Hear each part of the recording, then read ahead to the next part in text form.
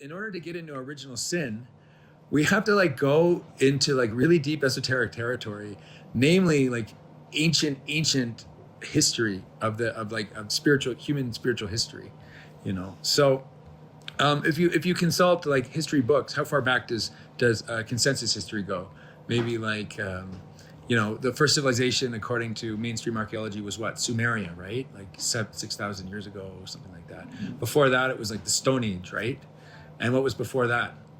Hunter gatherers, so like we have lost a lot of our like heritage of esoteric history, and this is largely due to the Roman Catholic Church. The Roman Catholic Church basically waged war on these many 1,000-year-long traditions of esoteric knowledge. And so when they took over in the 300s, when Christianity became Roman Christianity, the Roman emperors, they took over all of the mysteries of Christianity, which were connected to thousands of years of mystery schools leading up to it. They kind of cut it off from this like thousands of years of history and eliminated all of the secret teachings as much as possible and labeled it as heresy, and then went on a kind of campaign of persecution against esoteric teachings. So the teachings have survived kind of in secret pockets and secret threads, in some senses in secret societies and other certain individuals that incarnate, that are like really highly evolved spiritual teachers. One of them, and this is a teacher that I draw a lot from, is Rudolf Steiner. Who's heard of Rudolf? I know you have. Rudolf Steiner? Yeah. Rudolf Steiner is teaching in the lineage of esoteric Christianity. He's technically speaking, he's a Rosicrucian, which means he's an initiatic Christian, which means he's a pagan Christian, which means he's an occultist. He teaches about the secret hidden teachings of Christianity. And he did this kind of heroic task of preserving these secret teachings. And in the beginning of the 1900s, he created basically an unprecedented publication of secret teachings, of occult teachings, and he published them far and wide. So for about 25 years, he put out over 7,000 lectures and wrote like 25 books and wrote endless correspondences with people. And he's a real hero in the sense that he really rescued a lot of this esoteric Christian knowledge. So a lot of what I'm going to be talking about is building on the work of Rudolf Steiner. So one of the things that Rudolf Steiner speaks about is the far, far, far, far distant history of humanity. So not only does he talk about the history of humanity before Sumeria, he talks about the history of humanity before there was like written records of history. He talks about prehistoric Indian civilization. He talks about prehistoric Persian civilization. These were times before there was even writing. He talks about before the flood. He speaks about this whole epoch of civilization called Atlantis, which apparently went on for like 1,000,000 years or something like that, like a very long period of time where humanity reached a very high level of spiritual evolution and yet also became very corrupted and fell disastrously. And there's the catastrophic story of the flood, right? We've all heard of the story of the flood. The flood is the one story that is found in virtually every mythology in the world. I think the flood is represented in at least 40 different mythologies. So there's a kind of collective memory of this event, that this was like the wiping the slate of a whole cycle of civilization. We could call it an epoch. So, and then like Steiner goes even further back. And if you've been studying occultism, you've probably heard this before, like Theosophy speaks about this, Rudolf Steiner speaks about this. Even before Atlantis, this huge cycle of time, there was even another epoch of civilization called Lemuria. Lemuria was a period of far distant history, like so far distant, we're talking like the times of the dinosaurs, okay? Like this is the time of Lemuria, it's like the time of the dinosaurs. So if you consult modern science, they'll give you their story about the origins of humanity, right? Like what's the story? We evolved from primates or something, right? Yeah. And what's the origin of the universe? This thing they call the Big Bang, right? And, and so that's one mythology. That's one religion, okay? It's like the religion of science. The esoteric lineage has its own story, has its own mythology. And so according to this tradition, humanity has had these various epochs. And the Lemurian one was apparently only like the third. The Atlantean epoch, which was like 1,000,000 years, was the fourth. And that was wiped out by a big flood. And now we're in the fifth, the post-Atlantean epoch, okay? And even the history of humanity goes even beyond, because it's not based on materialism, it traces the history of humanity earlier than when we actually got these bodies here.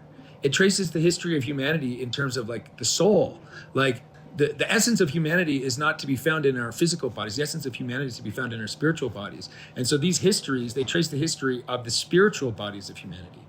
So this is even like, Steiner goes even further and further and further back. He says there were even earlier incarnations of the earth itself.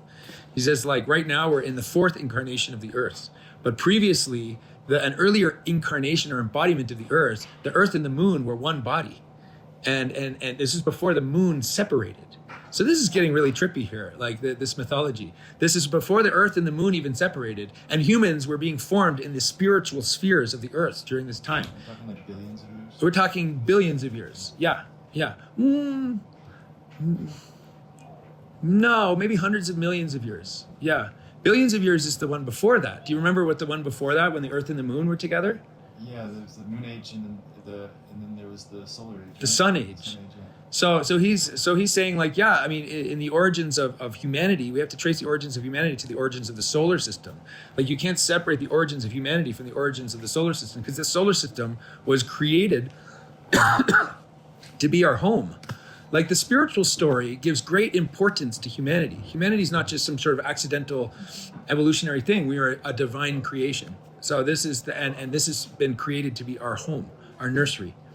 Right, so he goes even further back and says there was a time when even the earth and the moon were united with the sun.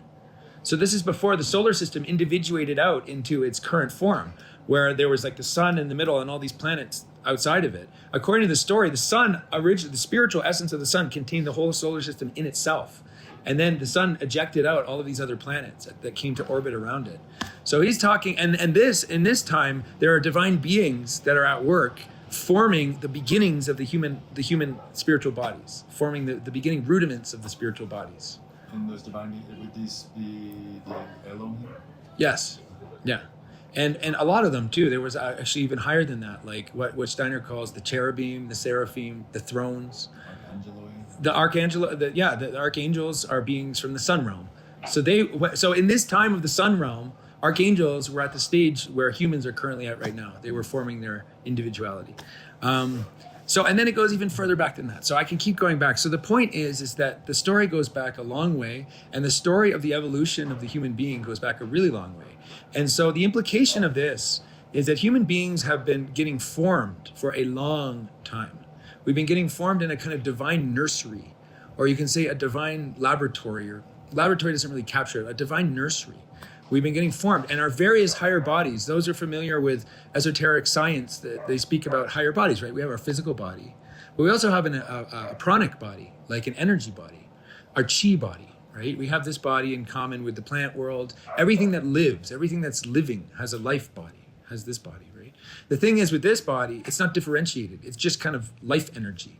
It doesn't have like individuality. It doesn't have personality. It doesn't have like particular psychology, right? There's another body that esotericism calls the astral body. And this is really where we get into the idea. This is when we talk about the history of the astral body, this is where we can get into the idea of what is this original sin? And like, where can we find original sin, like evidence of it in our psychology? Because the psychology is contained in the astral body. The life body is just life energy, and it either flows well or doesn't flow well. But the astral body contains our psychology. Another name for the astral body is the psyche. So when modern psychologists, they discover like the psyche, that's what psychology focuses on. It focuses on the astral body. So what are some of the qualities of the psyche? Well, it contains like a part of it is conscious and a part of it is unconscious, right? So according to psychoanalysis, a large part of the psyche is unconscious. To transpose that into the occult science, that just means that a large part of our astral body is not awakened yet. A large part of our astral body we're not aware of. Now, what's the body that we have? So there's the physical body, the etheric body, the astral body, and there's another body. And this body is responsible for the very concept of awareness. When we say we're not conscious of our astral body, that means that our ego, this is the other body that we have, our ego does not penetrate into our astral body. So our ego is our I am awareness. And there's limits to what we're aware of. You know, sometimes we have feelings and we don't understand our feelings. Sometimes we don't even know what we're feeling. And so if we don't even know what we're feeling, what's happening there at an anatomical level is that something is in our unconscious part of our astral body, and our ego has not like encapsulated that part of it yet. So that this is what the whole concept of the unconscious is, and this is the whole basis of like, what is this word shadow work? You maybe heard, like shadow work is essentially struggling and making an effort to make your ego start to illuminate and encapsulate and transmute and transform the parts of your astral body that are cut off from it, that are fragmented from it. Okay, so all of the issues that pertain to like what we call human nature are these things that are happening in the astral body. All these things that we call human nature. And one of the main qualities of human nature, this is our bridge concept to what original sin is. One of the things that every human being has, and it's actually a kind of inheritance that every human being has in their astral body, and it's this thing that we call pride. Pride. Every human being has pride, and it's remarkable. It's so like built in to the way that the astral body has formed. The astral body literally has pride as a part of its like anatomical reality. Like if we're studying the anatomy of the astral body, there's a part of the astral body that has pride in it. And it's such a reality that like, you know, when people get like training in like mediation or conflict resolution, they're trained that they have to account for pride. And you always have to, like, whenever you're mediating a conflict, you have to always create a situation where everybody can save face, because pride is like such a built-in reality. So on the surface, we can say that original sin is like this thing, this is something about the way that the astral body has evolved. Now, in order to understand the story of how the astral body has evolved, we got to get into deeper esoteric concepts. Like there are such a thing, for example, as divine beings, and divine beings have had a role in shaping how our higher bodies have formed. Like this thing that we call the pranic body, or the life energy body, the etheric body, the essence of life itself. This, according to the lineage, they say that this body started to form already on the ancient sun, when the earth was united with the sun, and these divine beings were like dreaming into existence this etheric life body. Okay, and the astral body was being formed in a second stage of evolution when the earth and the moon were together. The astral body was being formed on what they call this ancient moon, where the earth and the moon were still united. And now we have a story that is really famous in the Bible. It's like the first chapter, it's the first book of the Bible, the book of Genesis. Okay, so the book of Genesis was channeled by Moses, they say. Okay, now where did this story come from? Any idea? You know, like who wrote this? Where did this story come from? Moses is one of these human beings that is like, that you could be considered a seer. So that means like he had the ability to actually read into the Akashic record, or the actual spiritual record of all the, like, this human history. So where did Steiner get all these ideas of the ancient sun and the ancient moon, where the earth and the moon were together, and Lemuria, Atlantis? Where do all these ideas come from? They don't come from like historical, like concrete artifacts of history. Although scientists are starting to find like evidence of Atlantis under the water, you know, like there's actually like stone formations and temples and city grids that are found like 100 feet underwater and things like that. But especially in India too. But this history comes from seership. This history comes from individuals who had the ability to go into a particularly high place in the spiritual world and read into like the record or the database of spiritual history. And the way that the Akashic record discloses its teachings is through images. So seers, they go into the Akashic record and they get images. And sometimes they can go wrong in the way they interpret the images. But the story of Genesis is the result of seership. This is Moses actually seeing into a period of human history and representing it through imagery. It's like a picture story. It's a picture language. So I want to give some codes and some ways to start to like unpack the deeper meaning of this famous passage in the book of Genesis with the Garden of Eden and eating the fruit from the tree and the serpent. Did you have a question before I go into this? I mean, just concerning the seership stuff, like I wouldn't claim to be a clairvoyant, but I had a particularly strong LSD trip one time, and there was this like festival thing. There was this 6 foot tall quartz crystal, and I just touched it, and it was just like Akashic records. Like it was telling me it's just like the data's in the stones. Like so it's not just like the clairvoyant. Like I think there's like some data storage devices here on the planet, and a lot of them are like for storage. Chris, that makes sense. Mm-hmm. That makes sense. Yeah, and this area that we're living in here is particularly powerful for that kind of thing. Mm-hmm. You know, these mountains are full of quartz crystals. Yeah, we just found some the other day. Yeah. So it's yeah. And during times of catastrophe, this is what we've covered in other classes with Manu and the Bodhisattvic impulse. Like whenever there's a changeover from one period of one epoch to another, like from Atlantis to the post-Atlantean time, all the spiritual leaders of humanity, they kind of gather together and gather up all the spiritual knowledge and preserve it, and preserve it through a catastrophe. And there's no coincidence that they always go up to the mountains to do this work. Like last cycle, they went to the Himalayas. And so all of the fruits of the ancient prehistoric Indian civilization grew out of the work that was done in the Himalayas around the time of the flood. Even Noah's Ark landed on Mount Ararat. That's what they say. Right? It's like kind of like post-Atlantean, and then it's just like, where does he start? And He's the like, knowledge on always Mount comes Ararat. down the mountain, right? So it gets preserved in the mountain. So that's interesting. It makes sense. So the story of the Book of Genesis. I mean, we've lost because the church gutted so much of the esoteric knowledge. We don't really know how to interpret these stories. It's so funny too, the way it's come to be known as an apple. Where did we get this idea? I think from Steve Jobs. Like I think that's why we call it an apple, right? But like why do we call it an apple? It said in the Bible it's a fruit. So a fruit can be a number of things. But so the scene in the story, right? They're in paradise and they're naked and they don't even recognize that they're naked. They're innocent. They're not separated from paradise yet. So they don't have a sense of their own separation. They're actually like kind of one with nature, as you were saying, and kind of in this nursery, kind of like babies, right? Like when babies are like breastfeeding or when babies are in the womb, they don't feel a separation from their mother yet. They're actually, their higher bodies aren't even separated from their mother. In fact, like the higher bodies of a baby stay connected to their mother even well after they're born. They're still sharing higher bodies. So, but the thing is that there's a plan for humanity's maturation process. Like there's been a plan from the start. Like they were building our higher bodies. First they built this body, then this body, then this body. And then at a certain point in history, humanity received an ego. And then now we're at this work of like using our ego, which is normally the source of so many trouble, so much problems that we have. But how do we move forward from here? We move forward from here by doing spiritual work, by doing inner work, by doing alchemical work, by using our ego in order to transmute things in ourselves, by using our ego in order to illuminate things in ourselves, to come closer to God, to spiritualize our ego. But like the whole story of like how the ego came to be is tied up in the story of original sin. So what is the meaning of sin, right? Like what's the actual meaning of sin? I know you know.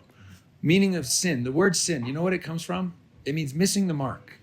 Missing the mark. It means like basically like any sort of just disconnect.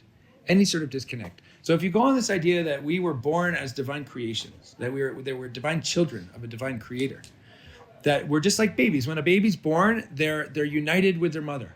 They're unseparated from their mother.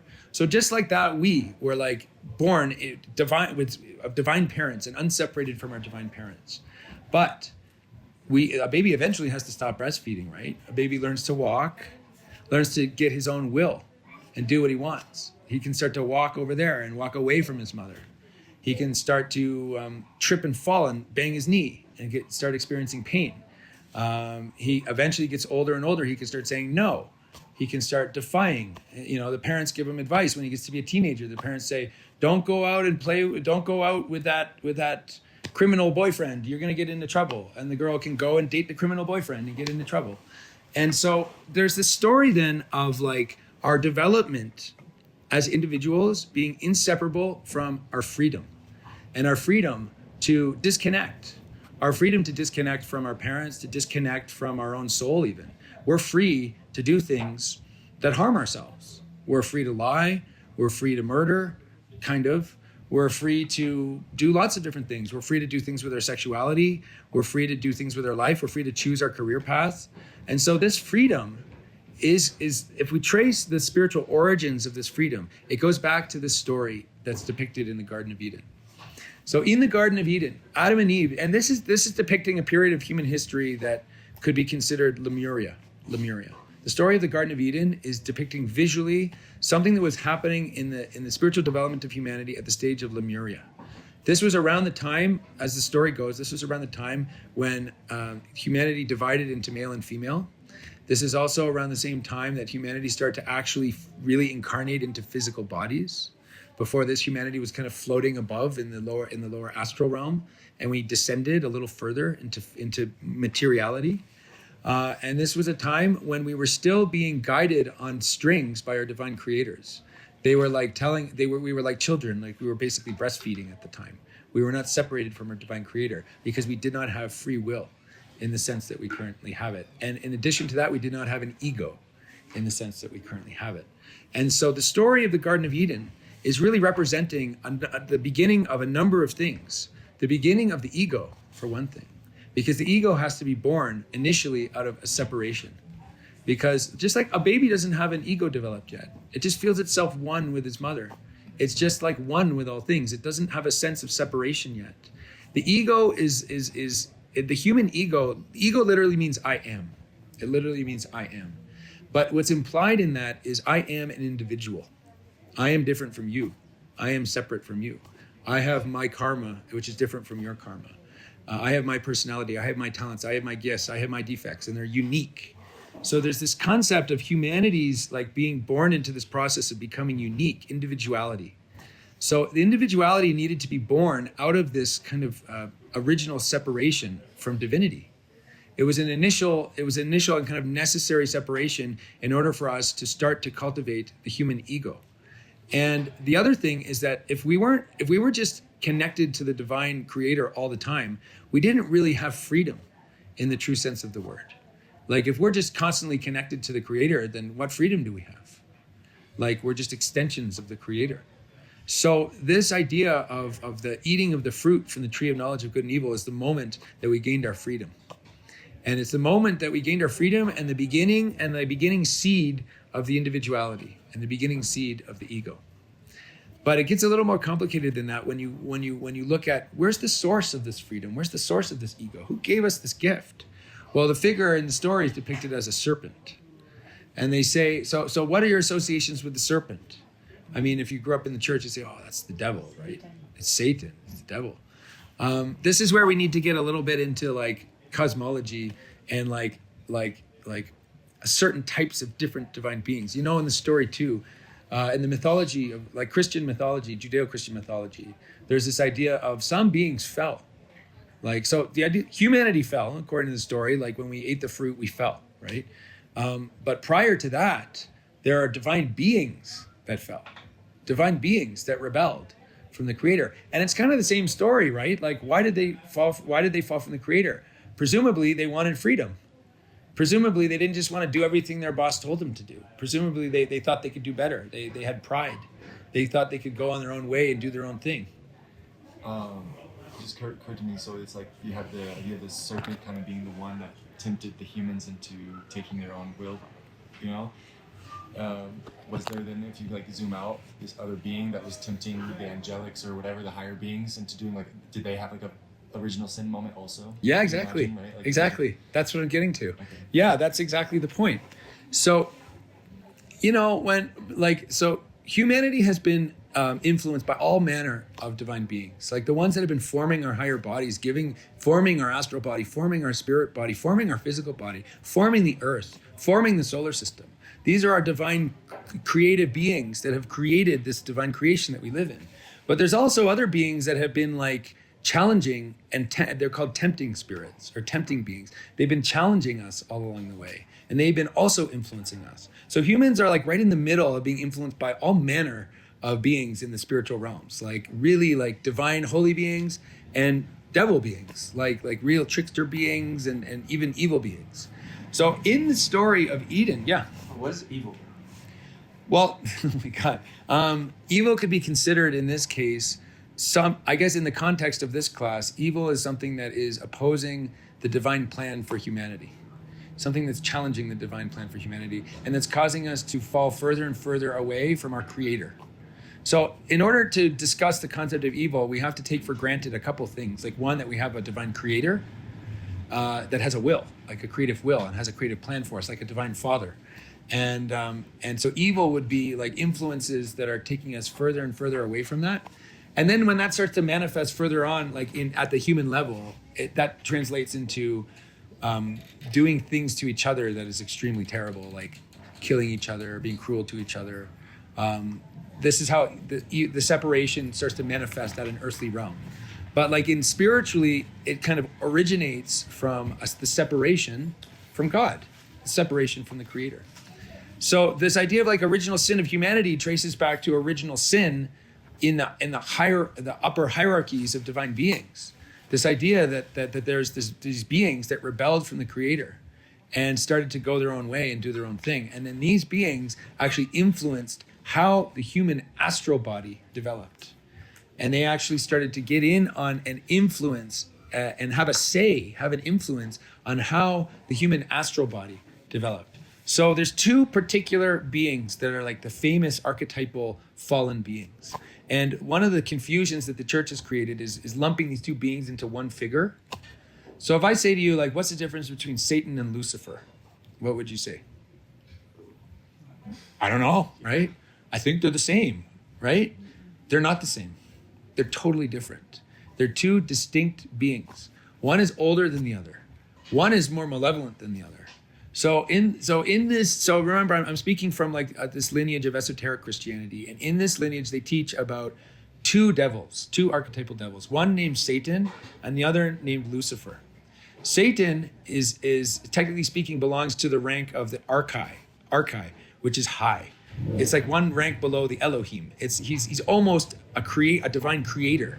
He's almost one of the divinities that helped to create the solar system. He's very old, like was with God at the very beginning and was the first rebel, was the first one to be like, you know what? I don't need you. I'm doing my own thing. And broke off and fell and became a kind of god of his own realm. And so this is the figure that we call Satan, okay?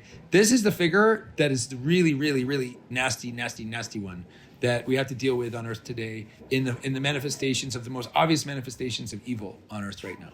Like the worst things that are happening on earth right now, these are being inspired by the figure that we call Satan.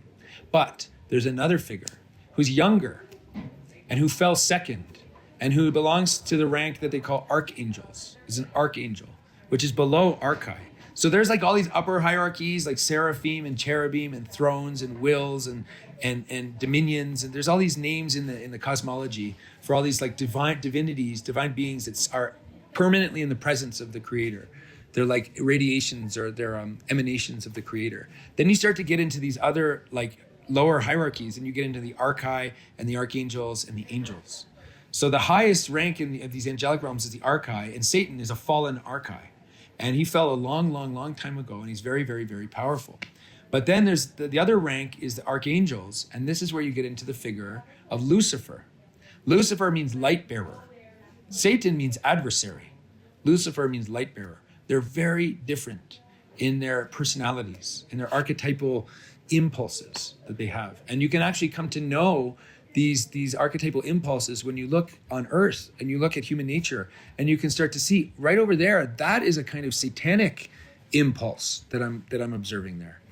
But over there, that's like a Luciferic impulse. And these two impulses have a different feeling, and you can come to know them. So even if you're not like a seer and you're not able to like study the Akashic record and you're not able to see very high into the spirit world and actually directly observe these beings, you can still, with just your common sense, kind of see their fingerprints everywhere. And you can be like, I see the fingerprint, and then you can kind of like trace it and get a sense of the source by like tracing the fingerprints, like a detective almost, you know? So the Luciferic impulse is different than the satanic impulse. If we say the satanic impulse wants to oppose the Creator and corrupt the creation and like really corrupt humanity, the Luciferic impulse is totally tied up in rushing the divine plan.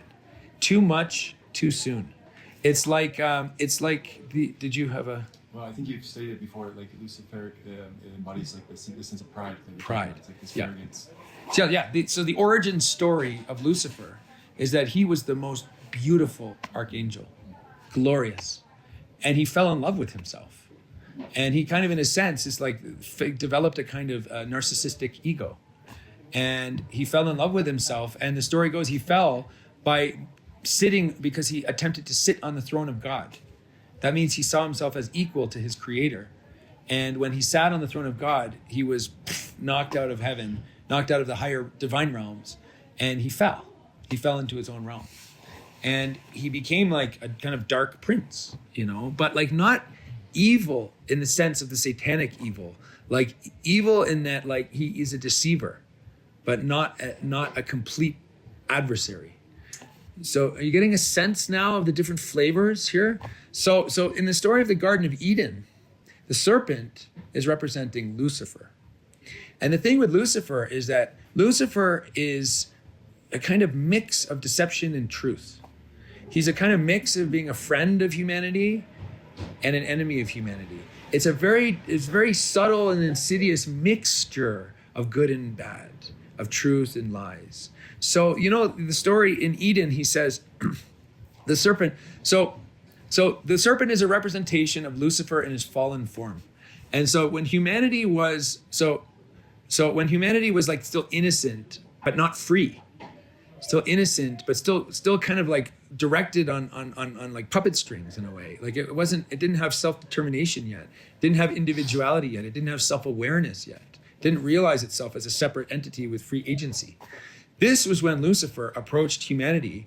And the story of Adam and Eve, rather than imagining like physical bodies, imagine the representations of astral bodies. We're still dealing with humanity when they're still in their astral bodies and they haven't descended into physical form yet. Lucifer approaches humanity in their astral bodies. And he says to them, he says like, you know, so they're told that they can't eat from this tree, right?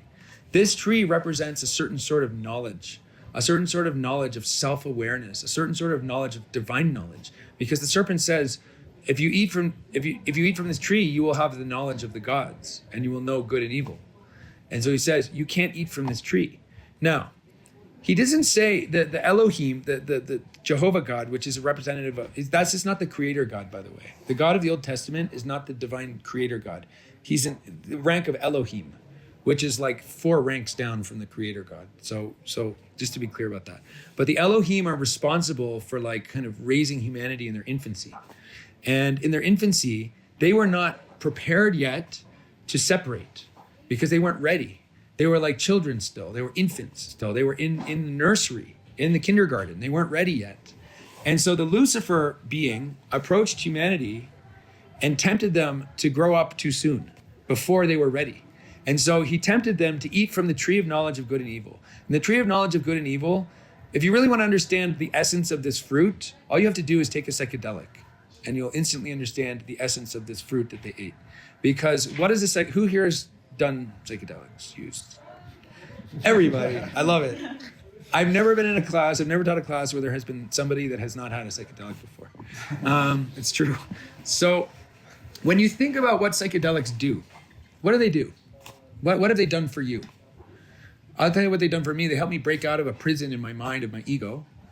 They helped me break out of the prison of my like religion's upbringing. I was raised Catholic. I started to like break out of that. It helped me break out of materialism. It helped me break out of things, right? It had a liberating effect on me. Not only that, it also gave me knowledge, special knowledge of the spiritual worlds, knowledge of occultism, stuff I teach about now. Like I mean, I take so many psychedelics now. I had a swig of Wachuma before this class. You know, the kind of knowledge that we're talking about now is the kind of knowledge that gets given to us through psychedelics. Knowledge of good and evil too. Like, you know, I last week I gave a class on sexual sorcery and black magic. So this is knowledge of evil and good and evil, right? So there's knowledge of good and evil. So psychedelics, or the knowledge that comes from psychedelics is this knowledge of the tree of good and evil, the tree of knowledge of good and evil. And so, you know, this is something that they teach about, like the nature of psychedelics. Psychedelics can be considered a gift from Lucifer, a gift. So we can't think of Lucifer as just bad, like, oh, he's the worst, he's the enemy. Satan is the enemy. Lucifer is kind of like the frenemy. Okay, there's a difference here. Lucifer gives humanity this kind of burst to transcend our limits, a kind of burst to become more divine, to become closer to God in a way. But it's a really mixed bag because it's tied up in Lucifer's own problem, because he can't influence us without giving us his own problem. And what's his problem? Ego. Prideful ego. prideful ego, So disaster. we could use Lucifer That's the idea. as an ally on, searching for truth That's the deep over power. That's the deep spiritual teaching, and this is what alchemy is all about. Alchemy is all about working with the Luciferic forces, but redeeming them. Working with the reality of original sin, but redeeming it. Because this is, you can't engage in spiritual growth without confronting, in some regard, Lucifer. That's why psychedelics triggers basically everybody's spiritual awakening. Not every case. Some people, there's many different ways to trigger a spiritual awakening, but people on a path of spiritual awakening almost inevitably encounter psychedelics. And this is like the Luciferic jet fuel in the spiritual journey. So the whole storyline has to do with like the redemption of Lucifer, really, and the redemption of ourselves in the process. So much of what we come to know as human nature is from Lucifer in this story, like the pride thing. Like when humanity ate the fruit from the tree of knowledge of good and evil, what did Lucifer tell them? He said truths, but he screwed up the timeline. I always say that. He says, if you eat that, you will become as gods. That's true.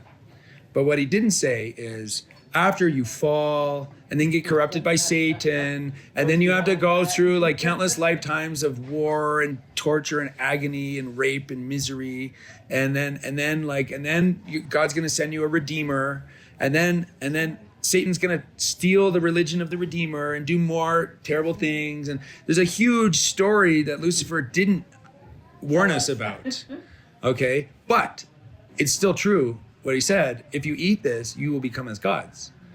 And so the thing with Lucifer is that he induces an error in terms of timing. So he lies by telling truths, or he uses truth to lie. If you can think about that for a second, he uses truth to lie. And we see this in human beings, in the human nature, when human beings start to get a lot of light inside of themselves. Let's say that they reach a sort of stage of enlightenment, or they have a kind of enlightenment with psychedelics, or even enlightenment just through meditating. There's an initial inflation that comes. It's human nature to get inflated. And then we start to make mistakes without realizing we're making mistakes. And then we start to like build up our shadow, like the greater the light, the brighter the light, the darker the shadow, and the larger the light, the larger the shadow that we cast. And so there's an inherent shadow that is constantly accompanying this process of humans bearing light. Lucifer means light bearer.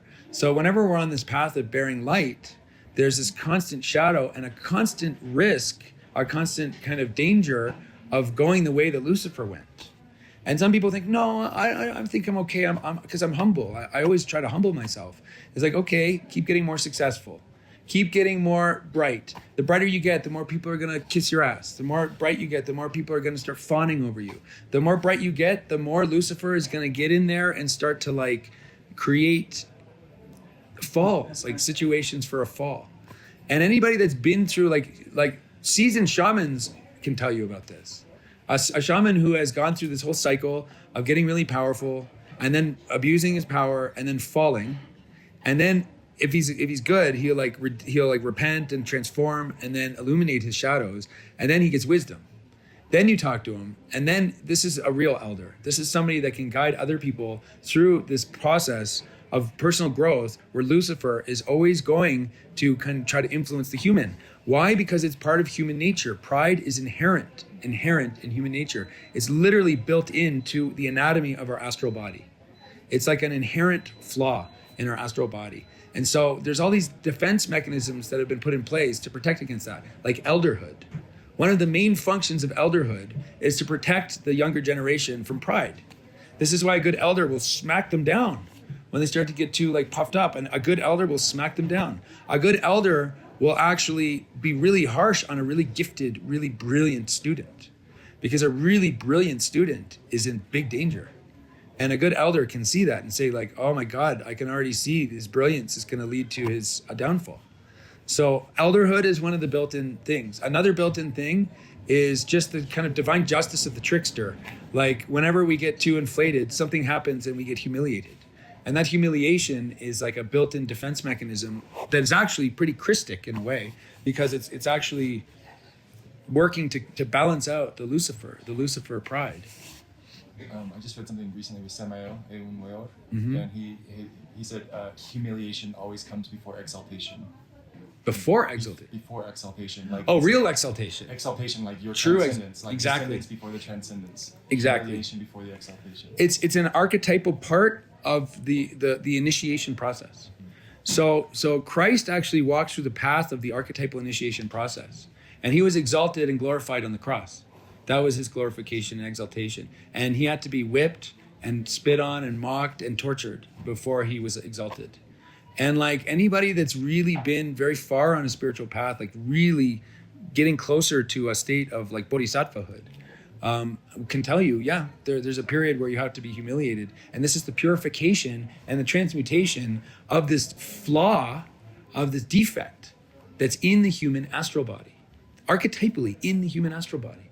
So this is the idea of original sin, is that like thanks to Lucifer's influence on how the astral body has evolved, there's pride built into it that will lead us to stray from divinity and will lead us to miss the mark by making the same mistake that Lucifer himself made of over-identifying with God.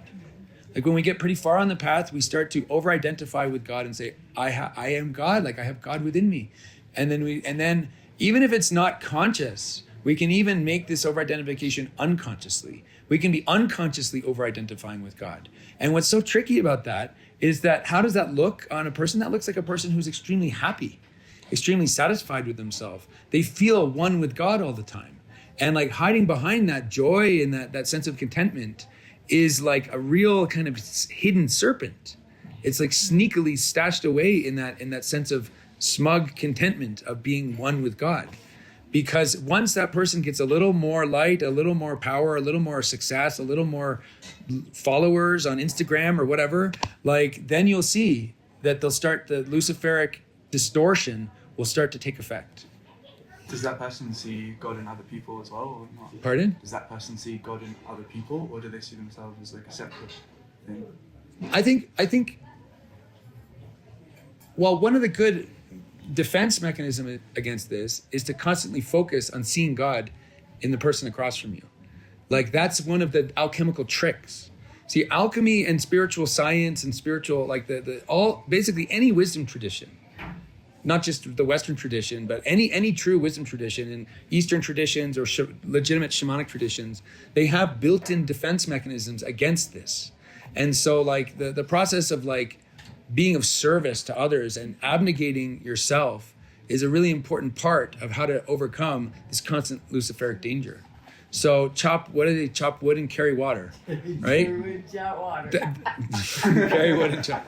That's like the kind of defense against this. Also, focusing on being of service. Like when you attain, this is what bodhisattvas do. Bodhisattvas are human beings that are like Luciferic human beings. They've attained this illumination inside themselves, but they're redeeming it by putting it totally of service to their fellow man. And being totally of service is this negates and works against the Luciferic tendencies. The Luciferic tendency wants to shine brighter and beautiful and get more money and more adoration and more power and more, and it's like a vortex around them. So if you have this natural light, you have to put it into service, or it's going to lead to some missing the mark. And so all of these spiritual training systems are all in place to protect against original sin.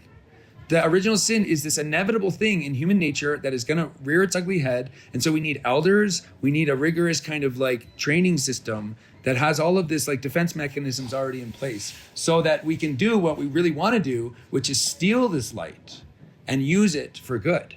This is the idea. It's like the Promethean thing, right? Like steal the fire from Olympus and share it, and like not get burned in the process. So it goes hand. But the thing is that like the original sin is also like a blessing. It's not just like a bad thing. It's like this is where we also got like, okay, so we missed the mark. We disconnected from our Creator. But on the plus side, we got freedom, and we got the beginnings of our ego, our individuality, and now because of this other part of the story, like the really important part of the story, an essential part of the story is that the Creator sent a Redeemer. The whole thing, okay, original sin is a reality, but the Creator sent a Redeemer. And the purpose of the Redeemer is to give us an opportunity to correct this original sin and reconnect with the Creator again. But get this, not only do we get to reconnect with the Creator, but we get to like take with us all of the good things that we've gained from our freedom, from our ego. Like we get to do all of this hard work, which is the efforts of our ego. We get to do all this hard work. We get to like work hard on our spiritual development, and we get to help our fellow humanity, and we get to like heal the sins of our past and help our ancestors and help other people. And we get to do all these amazing redemptive things with the fruits of our fall. Like who are the best healers? The people that have fallen already, right? The wounded healers. These are the real healers, the shamans. The shamans are the wounded healers. These are the people that have fallen themselves or have been wounded themselves and have done this alchemical work, done this alchemy of transforming their wound into medicine. And they transformed their traumas into healing power, or they transformed their ignorance into good, or their evil even. Like some of the best shamans like were black magicians, and they've like reformed themselves, and now they can actually help heal people who are dealing with demons. So this kind of alchemy, shamanic alchemy that we can do is like the fruits of our fall. And so because we have this redemptive impulse, so we've been talking about the Luciferic impulse. We haven't talked much about the satanic impulse, but all you need to do is watch the news and you can see the satanic impulse at work in the world.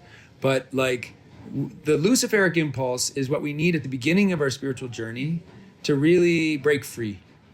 A lot of us were born into these systems like of either atheism or churchianity, like Christian churches, or abusive households, or things like that. And so the good thing that Lucifer gives us, the Lucifer impulse gives us, is this inspiration to like break free and reach for the divine and say, I'm a divine being. I'm reaching for it. And this striving is very Luciferic. But if the striving is not balanced with the redemptive impulse, then we're gonna eventually fall with it. So this is why we actually, in the alchemy, we're talking about the kind of esoteric Christian alchemy. You need the Christ impulse to balance the Lucifer impulse. And it's these two impulses working together that actually allow us to like, not only like redeem the original sin, but like actually achieve that original lie that the serpent told us and become as gods. This is like, because of Lucifer's influence, we can now like become as gods ourselves. But with the Christ impulse, we can actually correct the deceptions and the missing the mark of the original sin. Sorry. It's a great love story, isn't it? It's a good story, right? Like we have to understand it in terms of a story, and so really we're talking about, so if humans, no, here's the cool like long-term story. The long-term story is like we're in the middle. Okay, we're being influenced by like all these divine beings, Lucifer, Satan, Christ, and all these beautiful beings of nature, and all sorts of different beings are influencing humanity. But since we've taken on Lucifer's sin inside of ourselves, and we've fallen like Lucifer, we've kind of become like children of Lucifer. But if we can turn that fall into a redemption, then we develop these kind of codes that we can like give back to Lucifer eventually in like the far distant future, and actually help the fallen being himself be redeemed. So this is like a great story this is a great kind of long-term story, like, right? The being that caused us to fall, we can actually like through our own Christic alchemy, redeem the fall that we've incurred through his influence, and then help him redeem himself. And then Lucifer gets redeemed, and then he can help redeem Satan, and then Satan gets redeemed, and then the whole cosmos is completed. That kind of like completes the whole story. That's when like it all kind of, the big crunch, as the scientists would say, like it all collapses in on itself, and then we go through another cycle of creation. But the whole meaning of humanity is essentially a work of redemption. And so the story of falling is like, it's really real, like we really are to a certain extent disconnected from our Creator. The problem though, is that the church has really focused on that and has created this weaponized version of the truth and says like, you're a sinner, you're born a sinner, and you do not have God in you. And that's a satanic lie. The Luciferic lie says, you are God. The satanic lie says, you do not have any God in you. You're separate from God. The truth is somewhere in the middle, right? The truth is in the middle. It's like, yes, you have God in you, and yes, you also have screwed up and like you're missing the mark as well. You have both working in you at the same time, and you've got to do this alchemy to sort out those two things so that they become one and the same. So the church has used satanic deception and actually has like diabolicalized Lucifer, because the truth is we need Lucifer. It's absolutely essential that we work with Lucifer. But if I were to say that in a Christian church, they would I would be a heretic. They would say he's a false teacher, don't listen to him, but this is a very like infantile understanding. And the reason why is because like the satanic intelligence infiltrated Christianity and created a kind of like diabolical distortion of Christianity that cut off all of this gnosis, all of this knowledge, all of the use of the sacred plants, the goddess mysteries, the mysteries of the human being, the mysteries of our ancient history. All of these things have been cut off by the church. And so now like people raised Christian, they believe in Jesus, but they don't understand anything about how to actually do this redemption alchemy and how to actually like transform this defect in our astral body. And the practical way that we transform this defect in our astral body is essentially what we call shadow work. Like shadow work. Like the shadow is the parts of our astral body that are disconnected from our light, that are disconnected from God still, because it represents our karma. All the shadows that we have in our astral body is karma that we've inherited from all of our past lifetimes. Every lie we've ever told, every murder, every betrayal, every bad thing that's happened that we've done, and also all the traumas that we've experienced too, all the bad things that have been done to us. This is all stored in our astral body. This is all hiding in our shadow. So when we start to do things like take psychedelics and we open up our astral body, we start to see a lot of suffering there and a lot of like defects that need to be corrected and illuminated and redeemed and healed. And so like this is real shadow work when we do that. And like it's really hard to do that work because there's something about the pride of the ego, the Luciferic nature of the ego, that it really naturally does not want to do shadow work, does not want to look at its own defects, at its own ugliness. And so this thing happens because of original sin and because of pride and because of the Luciferic influence on the astral body and the ego. When the human being is confronted with their own shadow, they deny it and project it. And so this leads to the whole problem of shadow work, and why shadow work is so hard to do, and why so few people do it well, and why it's really what separates like the elect from the rest of the people is those who are really actually humbling themselves and doing shadow work really well, because it's totally against human nature to do shadow work. Just like alchemy is against human nature. Alchemy is like this spiritual technique of how to transmute all of the defects in your astral body to illuminate your astral body. When you can illuminate your astral body becomes immortalized. You become a bodhisattva. Okay, that work is like really against human nature. You have to actually contradict human nature and have a will to like work against your own human nature. You got to work against your pride. So wherever there's an impulse for pride, you have to find some way to humble yourself. Whenever there's an impulse to deny your shadow and project it, you have to say, no, this is me. I have to see how this is me. I have to see how I must be projecting this. Even if you don't see it, you have to sort of do this assumption that like there's something in you that's blocking you from seeing your own shadows. Can you talk about like the nuance between like in the church, the act of like going to confession and like, okay, kind of acknowledging that there's this darkness and that I'm sinning. Yeah. But there also is this lack of empowerment to transform that. Because the priest took the place of the entheogen. Because originally Christianity was psychedelic originally, and like the priests took so it was always like so if you just imagine that the priest took the role of the mushroom, because it used to be like mushrooms and ayahuasca analog, the priest got rid of the mushroom and put himself in place of the mushroom. So the original confession would have looked something like this: eat the mushroom, go into the forest, and make a confession in their own soul, and then connect with Christ in their own spirit, have a Gnostic, mystical, direct connection with Christ in themselves. And then they can work and receive forgiveness directly from the master teacher themselves. The priest just said, you know what? I'm going to like take the role of that entheogen, and you have to make your confession to me, and I'll be the intermediary with Christ. And like, oh, you made your confession? Okay, you're forgiven, Do some penance. Yeah, but the thing is that the presence of the divinity that we call Christ can be an indwelling presence, and that has the power to actually give you knowledge, transmute your astral body, transform your astral body. So like in the more esoteric version of Christianity, you take the entheogen, you examine your conscience, and then you get this kind of transmutational teaching where like you learn more about your blind spots, you learn more about why you were sinning in the first place. You get more into like, this is related to my karma, this is related to my past lives, this is like, yeah. And then you actually get the power to transmute this so you don't sin anymore. It feels like taking away the entheogen is almost Luciferic in the sense of like it distorts the time, or it's like maybe you can do some shadow work without, but it like takes so much longer that it's like... That's anti-Luciferic then. Lucifer is the one who accelerates things faster, like before you're ready. Like it puts you in the driver's seat before you learn how to drive. Like satanic is what slows down your spiritual progress. So the removal of the entheogen from Christianity is a satanic thing. And the use of entheogens without the Christ impulse is a Luciferic thing.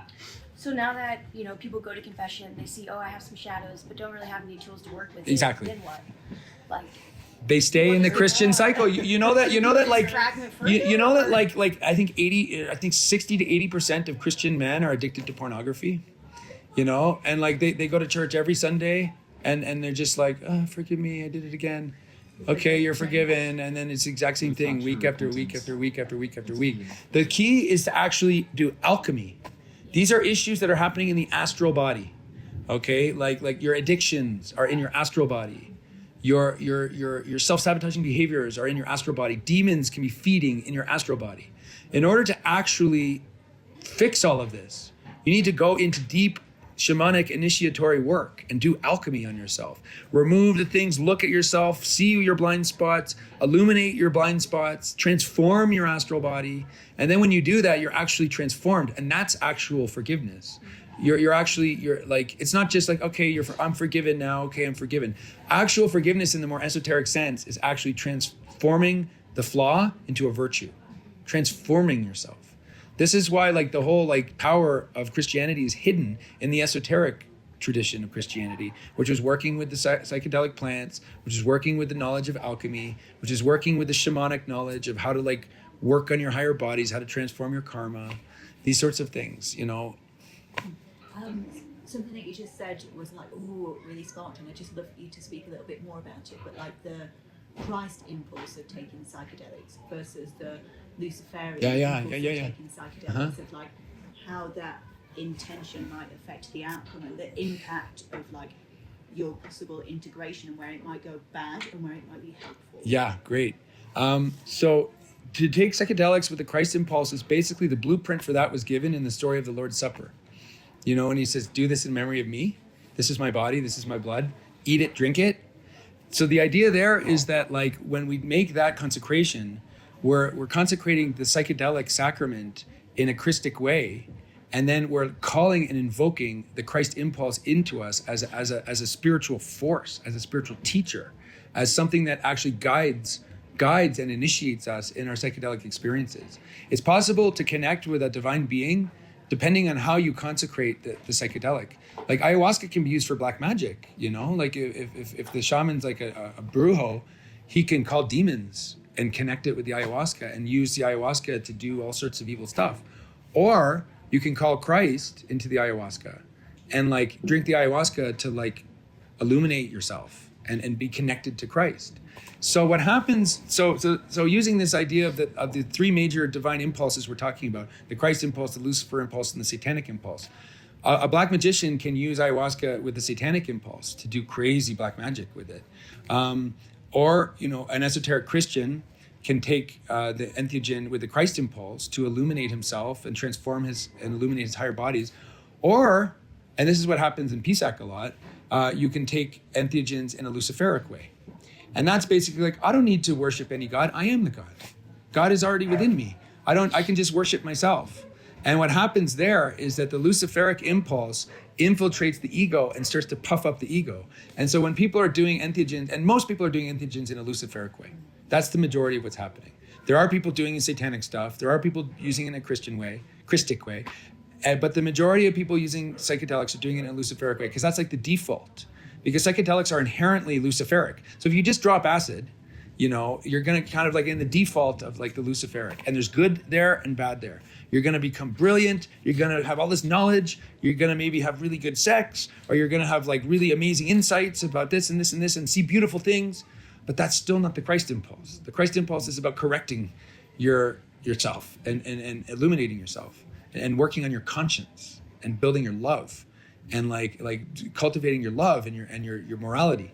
And so the default, if people just take psychedelics without like invoking Christ, it's kind of by default Luciferic. And that's good at first. Like when we're in our adolescence, that's great. You could have amazing parties and have amazing times with dropping acid or just doing mushrooms. Mushrooms are a little different though, because mushrooms have an inherent bit of the Christ impulse in them, like inherently. Like some medicines have a bit of like inherent Christ energy in them already. So by grace, you can like take mushrooms and have an encounter with Christ.